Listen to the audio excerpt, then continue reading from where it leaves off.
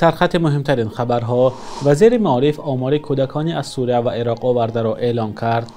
آلمان یک فرد گمانبر به تروریسم را به تاجیکستان می‌دهد و درگیری نیروهای طالبان و پاکستان در مرز.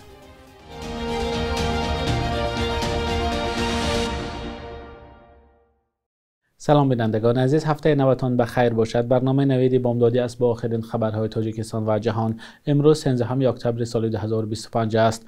دوام 5 سال اخیر 295 کودک از منطقه‌های جنگ زده عراق و سوریه به تاجیکستان برگردانده شدند. در این باره رحیم سعیدزاده وزیر معارف و علم تاجیکستان 8 اکتبر در نزد وکیلان پارلمان حساب داده است.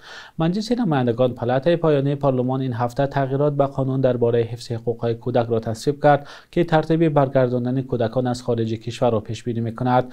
مقامات تاجیکستان این سند را نشر نکرده، تنها گفتند که ترتیب نو صلاحیت‌های حکومت برای بازگرداندن کودکان از خارج را مشخص می‌کند. وزیر معارف در حضور وکیلان گفته است که قانونگذاری موجوده ترتیب دقیق و مشخص برگرداندن چنین کودکان و رساندن خدمت‌رسانی‌های اجتماعی و طبی به آنها را پیش بینی نکرده است. بازگرداندن کودکان و زنان تاجیک از منطقه‌های جنگ زده خاورمیانه سال‌های 2019-2024 انجام شد.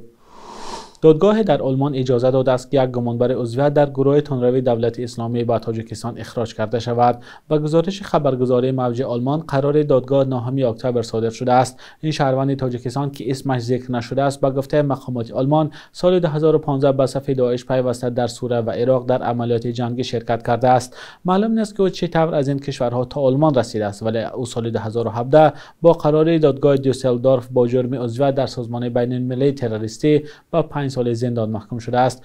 او پس از ختم ادای جزا از دادگاه خواسته بود است که او را به وطنش نفرستند چون بیرحمانه شکنجه خواهد شد، ولی دادگاه آلمان گفته است که وزارت کارهای خارجه تاجیکستان به طور شفاهی کفالت داده است که او را شکنجه نخواهند کرد. شکنجه بازداشت‌شده‌ها و محبوسان بارها در تاجیکستان رسانه شده است، ولی دادگاه آلمان گفته است که با سبب تغییر شرایط تصمیمش را دیگر کرده است. هرچند نام این نفر ذکر نشده است، ولی تابستان سال 2016 محمد سعید سعیدوف، یک شهروند تاجیکستان، در آلمان بازداشت و با اتهام شرکت در جنگ‌های سوریه و عراق با 5 سال زندان محکوم شده بود. پس از درگیری سنگین شب 12 اکتبر میان نیروهای مرزی طالبان و پاکستان، دو طرف دعوا دارند که به یکدیگر زیان‌های سنگین وارد کردند. ارتش پاکستان روز یکشنبه اعلام کرده است که در درگیری‌های مرزی شب گذشته 32 سرباز پاکستانی کشته شدند. پاکستان مدعی شده است که بیش از 200 عضو طالبان و گروه‌های وابسته به آن را در خاک افغانستان کشته است. پیشتر ذبیح الله مجاهد، سخنگوی حکومت طالبان، این درگیری‌ها را حمله انتقام جویانه خواند.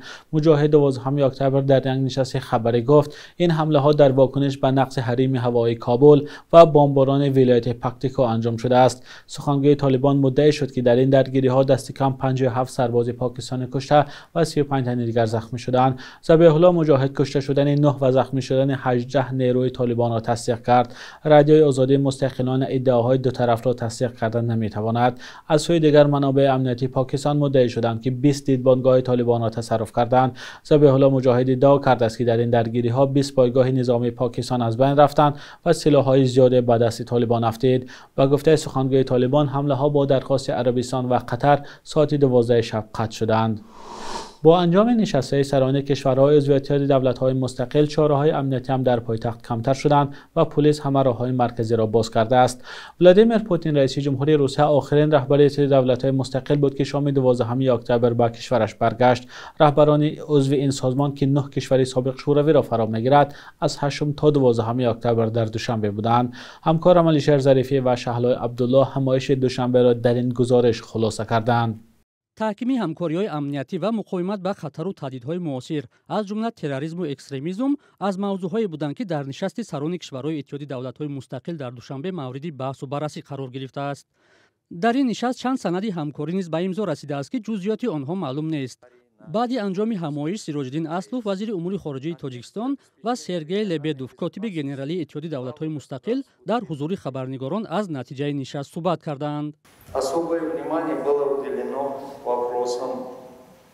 دقت مخصوص و مسئله ها عاید به مکالمه های منبعی سیاسی و همکاری های اقتصادی، تقویت همکاری های اقتصادی، اینچنین همکاری در بخش بشری یا بشردوستانه در دایره اتحاد دولت های مستقل داده شد.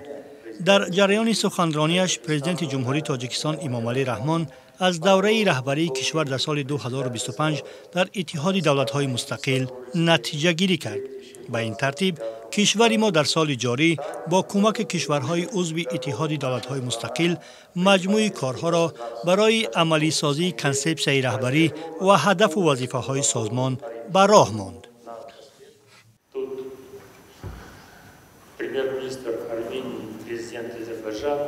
در اینجا نخست وزیر ارمنستان و رئیس جمهوری آذربایجان خیلی گرم صحبت کرده نه مسائل بحثی بلکه مسائل چگونه پیش رفتن را در راه استواری صلح و بی‌خطری در منطقه قفقاز جنوبی بررسی کردند. غیر از این گفتگوهای خیلی گرم و صحبت‌های پرمحتوا و پیشنهادهای دقیق میان دیگر سران دولت‌ها صورت گرفت. من با چشمان خودم دیدم که راهبران هم تاجیکستان و قرقیزستان که حالا گفتم ممکن است دو همسایه خوب و برادر کشور همچنین برای رشد دوستی و همکاری آماده‌اند. برای شرکت در این نشست رهبران کشورهای آذربایجان، ارمنستان، بلاروس، ازبکستان، قزاقستان، قرقیزستان، روسیه و ترکمنستان به دوشنبه آمدند و تدابیر شدید امنیتی جاری گردیده بود. نشست سران کشورهای اتحاد دولت‌های مستقل امروز در شهر دوشنبه به انجام رسید. هرچند رهبران اعضای این سازمان اطراف موضوعهای گوناگون به مثل اقتصاد، تجارت، نقلیات و امنیت صحبت‌ها داشتند، اما فعلا معلوم نیست که چنین صحبت‌ها چه نتیجه خواهد داد. اتحاد دولت‌های مستقل بعد از پاشخوری اتحاد شوروی در سال 1991 تأسیس یافته، آن یک سازمانی زیر نظر روسیه می باشد. فعلا ریاست این اتحاد را تاجیکستان برداشت دارد و در نظر است که از اول سال آینده آن بر دوش ترکمنستان گذارد.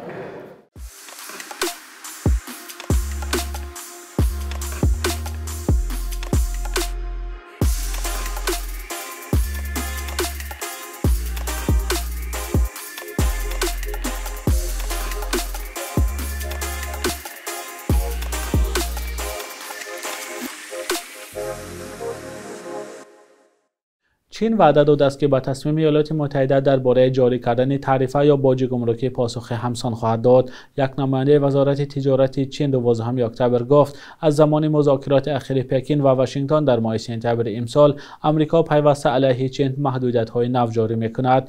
مقامدار چین افزود تهدید به جاری کردن تعرفه‌های بلند شیوه نادرست همکاری با پکین است. موقع ما در این مسئله جنگ تعرفه‌ها به تغییر می‌ماند. ما تعرفه‌ها را نمی‌خواهیم ولی از آن هم نمی‌ترسیم، گفته است نماینده وزارت تجارت چین. پیشتر پرزیدنت آمریکا دونالد ترامپ اعلام کرده بود که از 1 نوامبر به مال و محصولاتی که از چین وارد می شود 100% باج می بندد. ترامپ در صفحه اجتماعی خود ترو سوشال نوشت که ایالات متحده به مالهای چین باج‌های 100% جاری خواهد کرد بر علاوه همگونه تعرفه هایی که حالا پرداخت می کنند. تصمیم کاخ سفید پس از آن اعلان شد که چین برای صادرات متل های نادر نظارت سخت جاری کرد. بخش یک روز تاریخ است که مهمترین تحولات تاریخی در روز 13 اکتبر را فرا می‌گیرد.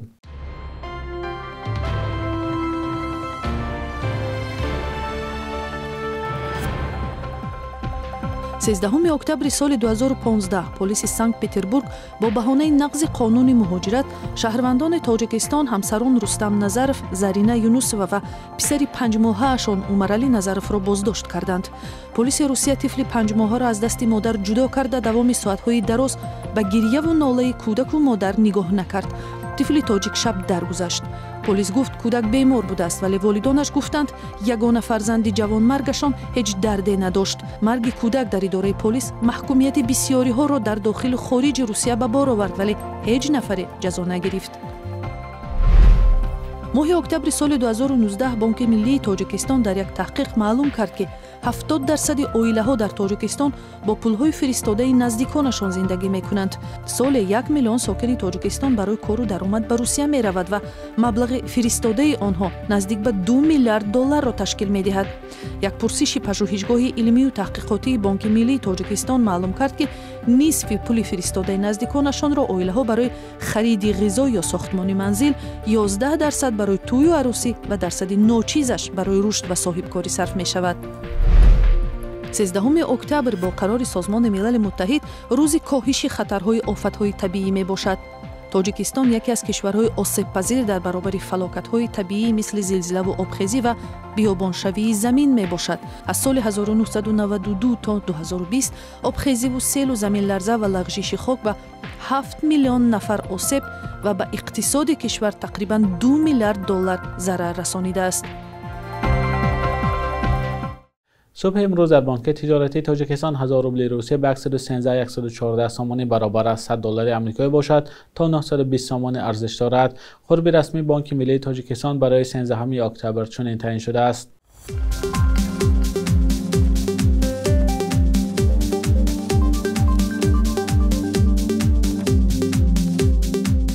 بینندگان عزیز، به پایان برنامه نوید بامدادی رسیدیم. لطفاً نظر و پیشنهادهای خود را با ما نویسید. تا فردا، خدا نگهدارتان.